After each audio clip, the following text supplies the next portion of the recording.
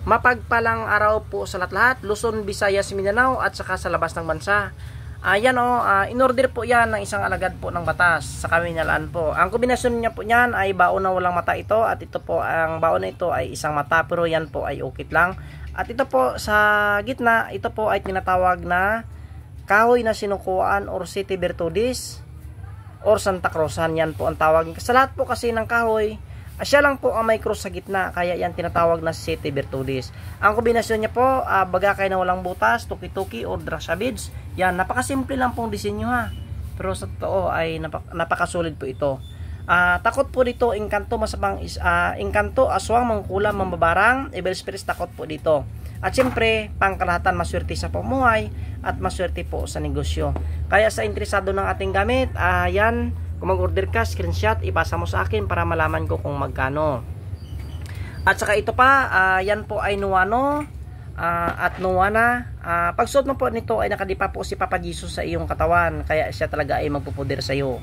Kaya ang kombinasyon niya yan, bagakay na walang butas at nyug na walang mata, at ang kombinasyon tuki-tuki yan or draksha beads, napakaganda pong gamit yan. Tingnan nyo yan. Para ka na itong liko. Kaya pag nandyan sa'yo nakadipa si Papa Jesus talaga sa iyong katawan, siya talaga ay magpupuder.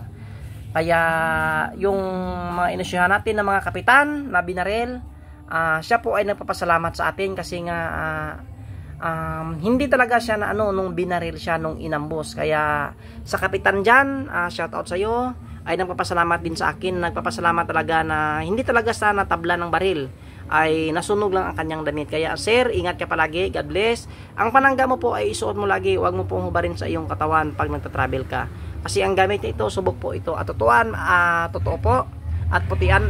Alam nyo ba kung bakit nasubok? Dahil po ang kinunan nyo po, isa po talagang manggagamot at isang antingero. Dalawa po ang aking kalaman na manggagamot at antingero. Kaya yan, nagpapasalamat po ako sa lahat-lahat po na umorder sa atin ng gamit, sa nagtiwala.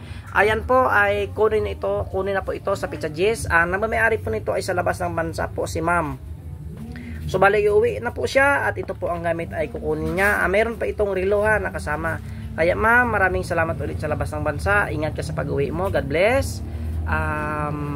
Kaya yan, kung sino man ang bibigyan mo ito ng gamit ito, talaga siya po talaga ay swertihin. At siyempre, napakaganda pong gamit yan. Kaya dyan sa labas pa lang, sa lahat po ng mga elementas dyan, mga bato umo, kulog, napakaganda po yan ang gamit na yan at napakalakas. Kaya sa labas pa lang ay busog na busog ka na, ano pa kaya ang laman sa loob.